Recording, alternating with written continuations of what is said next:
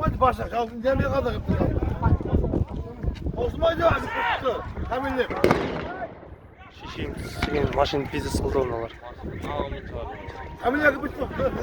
Bırakınız. Bravo ya. Git.